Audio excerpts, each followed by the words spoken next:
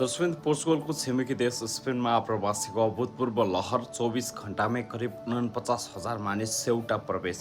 दक्षिण पोर्चुगलको छिमेकी देश स्पेनको उत्तर अफ्रिकीय स्वायत्त क्षेत्र सेउटामा पछिल्लो 24 घण्टाभित्र मोरक्कोबाट स्थल र समुद्री मार्ग हुँदै करिब 49,000 आप्रवासी प्रवेश गरेको स्पेनी अधिकारीहरूले बताएका छन्।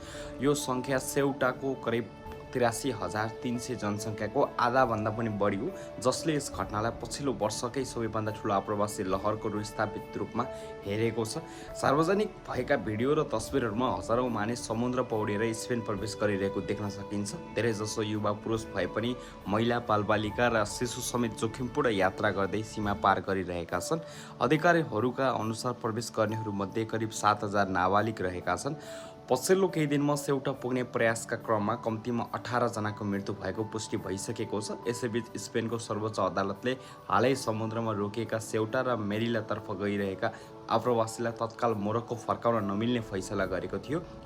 अचानक सीमा नियन्त्रण कमजोर भएपछि ठुलो सङ्ख्यामा मानिसहरू सीमा पार गर्न सफल भएका हुन्। घटनापछि स्पेन सरकारले सेना परिचालन गर्दै सेउटा र अर्को स्वायत्त क्षेत्र मेलिलामा सुरक्षा कडा बनाएको छ, जहाँ थप 300-400 जनाले पनि सीमा पार गरेको बताइएको छ। युरोप प्रवेशको मुख्य ढोका मानिने सेउटा र मेलिला युरोपेली सङ्घ अफ्रिकासँग जोडिएका एकमात्र स्थल सीमा हुन्।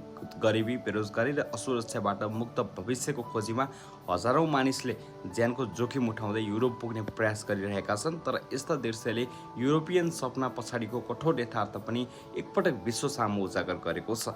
नमस्ते, न्युज हेर्दै गर्नुहोला। नमस्कार।